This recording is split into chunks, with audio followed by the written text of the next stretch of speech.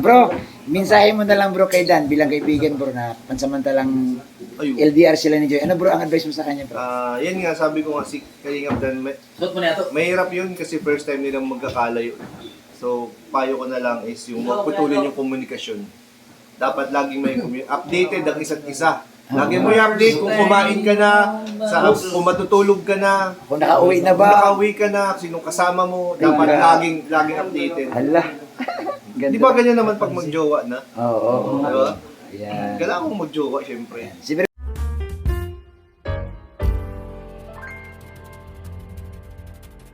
interview natin din si Kuya Nel bago siya mag-live. Ayan. Sige bro, tuloy lang. Ayan. Nel, good morning bro. Ay, good morning Kuya Bob. Ayan. Kumusta yung event kagabi bro? Ay, grabe yung pangyayari. Kuya Bob, ba't wala ka dun? Oo nga bro, nagkataon ko Grabe medyo yung sumama yung pakiramdam ko. Grabe yung na-miss out mo. Grabe. Ang daming pasabog. Ha? Ang daming pasabog. Pero bro, ano yung sa mga pasabog bro, ano talaga bro ang nag-ano sa'yo doon na talagang Matindi. matindi? Pinakamatindi dun yung yung I love you. Ay! Kasi hindi natin marinig kay Jomar yung yung word na I love you talaga eh. First time ko na marinig ng klarado at sa maraming tao pa yung I love you. Kumbaga in public na. Oo. At ang malupit dito, nag-I love you to si Carla. Sila na. Sila na. Sila na. Sila na. Ba't sila mga I love you? Sila na talaga bro. Yan. Oo. Ba't sila mga I love you kung ano? Yan. So bro, Wala naman. grabe pala bro ang nangyaring yung kasiyahan. Kaya lang bro, parang narinig ko, sabi mo kung malungkot daw si Boss D. Ay! Yan nga po guys. Napansin ko kasi kagabi, habang po sayahan po yung lahat, si Boss D nandun lang sa bandang likod mag-isa. Ha? Bakit bro? Parang malungkot siya, parang tulala siya. Na habang nagkakasiyahan yun Oo. Grabe. Eh di dapat sana pagkasiyahan, dapat kasama siya doon Oo, sa... dapat andun. Pero malungkot si Boss D, parang ang lalim ng iniisip. Sa tingin mo kaya bro, ano kayong iniisip niyo? Nilapitan ko nga. Oo, ano sabi niya? Kasi daw, nilapitan ko, tinanong ko, bro, bakit ba't mag-isa ka dito? Sabi medyo nalulungkot daw siya. Kasi, yun nga, hindi na daw siya sanay na Na parang solo malalayo. Siyempre, malalayo kay Joy. Mabakasyon siya. Oo. Parang first time daw nila mag-LDR ni Joy. Naku pala. Kaya nga, Ibig sabihin pala bro, nasa bakasyon siya pero isip niya, kaya, andito kay Joy ang isip niya. Kaya bro, Ay grabe. grabe yung si Dan talagang hanggang sa sa kagabi, iniisip niya pa rin si Joy. Kaya nga, abangan nyo guys, meron din akong upload doon. Ayun. Ano lang po ang mga bulong niya. May nakita rin ako kay Kalingap Dan na suot-suot niya.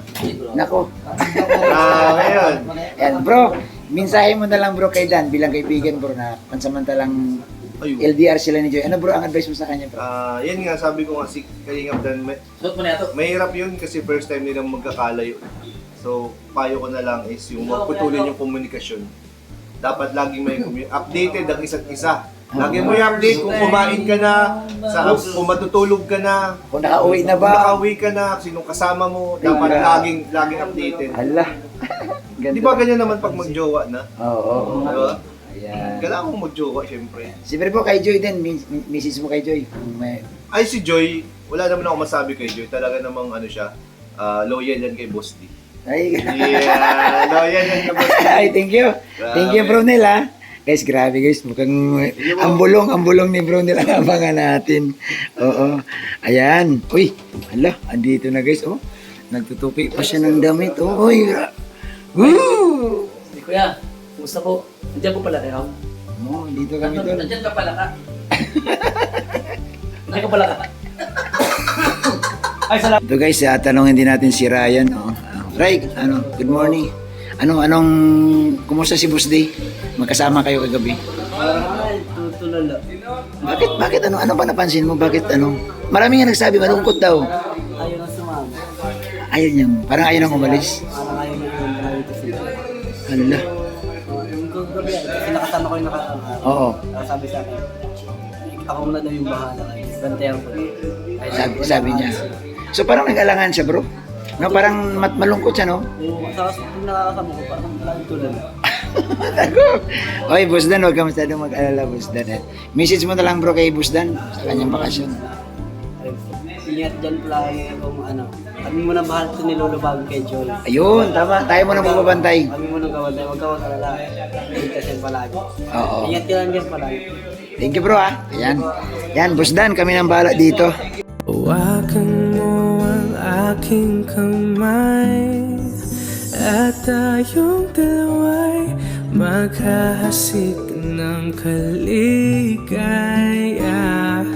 Magandang gabi. Yan, ginabi na tayo guys. Galing sa pagbisita sa mga pabahay ni Kalinga Prab.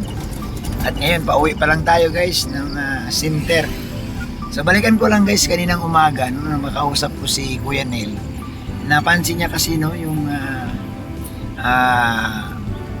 si Boss Dan o si Kalingap Dan medyo matamlay at medyo wala daw sa kondisyon no kagabi noong sila nasa party ni Carla. So siguro no mga Danjonatics, ano kaya sa tingin niyo ang dahilan? Ano kaya sa tingin niyo ang dahilan bakit si Kalingap Dan wala sa mood at medyo hindi masyadong, kumbaga marami nakakapansin na si Kalingap Dan nga daw medyo parang may iniisip. So yun po ang interview natin kay Kuya Nel. Para sa akin kasi normal siguro guys, no, mga kadanjoynatics, normal siguro talaga na malungkot ka. Kasi alam niyo po, iba talaga kapag andito lang si Kalingap Dan sa diet, di ba? Kahit sabihin pa natin magbi-video call, pero iba pa rin guys na ang presensya mo andito sa diet at anytime, no? Tuwing hapon, pag sundo mo kay Joy, nakakausap mo. Iba, nakikita mo ng personal. Pag umaga naman, naihatid mo sa school. Pag tanghali, pwede kayong kumain. Diba, lumalabas sila para kumain. Yun yung pinagkaiba, no? So isa siguro yun sa mga dahilan guys, no, na bakit si Kalingap Dan ay malungkot. Kawawa man si Superman. Alam mo ganito guys, na pag in love ka. Ay naku, natawa ako. Kinikilig ako Ganito ang nangyayari guys kapag in love ka. Alam mo, di ba, naranasan naman natin yan Di ba, pag in love ka sa tao, parang gusto mo lagi mo na lang kasama. Parang gusto mo araw-araw kayo magkahawak kamay, araw-araw kayo nag-uusap. Di ba, naranasan niyo yan na parang gusto mo laging kung saan ka na pupunta, lagi mo siyang kasama. Ito yung nararanasan ni Boss Dan kapag andito siya sa diet lang. Kasi pag andito ka sa diet guys, no, sa mga hindi nakakalam, lagi ni Boss Dan yan sinusundo si Joy. Minsan lang siguro yan, binablog ni Dan, pero malamang din yung mga sundo nilang walang vlog, madalas yan. Siyempre, di ba? So, isa yan sa mga nalulungkot si Dan. Ang sabi nga ni Dan sa akin, Kuya Bobby, kung hindi lang talaga importante, kung hindi lang to family vacation, hindi daw siya tutuloy. Kaya lang, ito daw yung pupuntahan nila. Yung kamag-anak pala ni Dan, no? Sabi niya, diyan ako Kuya Bobby lumaki. So ngayon daw, nasa Taiwan na, kaya gusto nilang bisitahin, gusto nilang kumustahin. So hindi pwedeng ipagpaliban ni Kalingap Dan yung kanyang biyahe papuntang Taiwan. At si Joy naman guys, hindi rin naman pwedeng sumama at may pasok nga. So alangan man lang sumama si Joy kasi may pasok si Joy. So yun po yung sinasabi ni Kalingap Dan, Kalingap, no? Sa part naman siguro ni Joy guys, si Joy nalulungkot din yan hayaan nyo guys, sa sunod na araw bibisitahin ko yan, maghatid ako ng ulam. Titingnan ko guys kung si Joy ba talaga hindi ba nalulungkot, no? Malay mo baka si Joy pangising-ngisi lang yan, pero sa likod ng kamera niyan umiiyak din yan sa kwarto niya. Uy nako, ganyan naman talaga pag mga in love no? Pag wala, nako, hanap-hanapin mo. At saka ang ingatan dyan ni Boss Dan, pag makaligtaan niya magtawag kay Joy, kasi sigurado yan, sasabihin niya ni Joy, bakit di mo ako tinawagan? Bakit hindi mo ako inalam? Kung kumain na ba ako? Kung okay na ba ako? O ba't nakalimutan mo? So dapat yan, Boss D, ang advice ko sa iyo, Boss D, yan ang huwag mong kalimutan. Yung pagka umaga, chika mo si Joy ko, pagising niya, dapat nga, bago pa siya gumising, tawagan mo na eh. O, alamin mo na kung saan tulog, anong oras na tulog, o papasok sa school. Ganun dapat, Boss D, kasi, nako, Boss D, nako wag ang Boss D. Pag nagtampo si Joy Diwata, Boss D, baka, baka maligo ka. Ay, nako.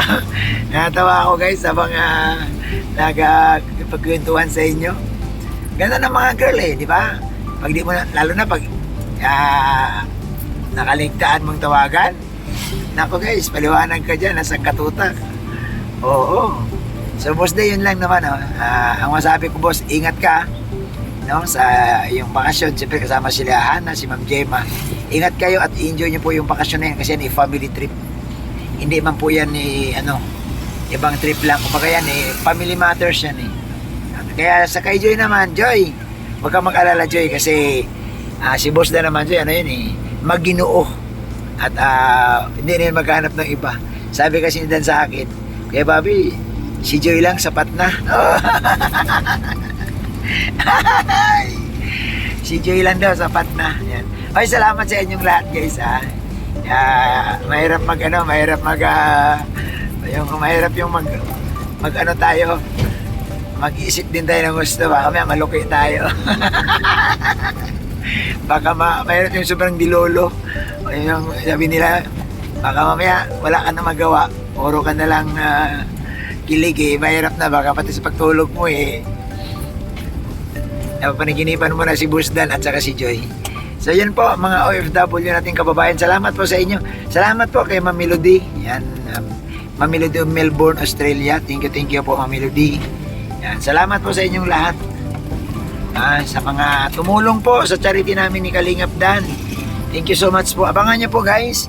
I-upload na po ni Kalingap Dan yung 4 na magkapatid na iniwan ng nanay. Yan, thank you po. At yung isa rin po na-vlog din po ni Kalingap Dan, yung si Monica, yung nagsasaing guys na walang takip ng kaldero, no? Nagsasaing sila sa kaserola, walang takip at nagulat kami guys, no? Marami kayong may discovery guys kasi yung nanay po ni Monica, na binigyan ni Kalingap Dan ng cash, hindi tinanggap. Nakakatuwa din. So yan naman po ang ating short reaction, no? Sa araw na ito. Salamat sa inyong lahat at siyempre ingat tayong lahat mga Danjunatics. Ingat po tayo. Tuloy lang po, no? Kahit kunti lang tayo, huwag po tayong sumuko. Tuloy lang po yung ating support sa Danjoy. Thank you so much sa lahat. Ayan, sa Danjoy Founders Team, Team Alicia, salamat din sa inyong suporta.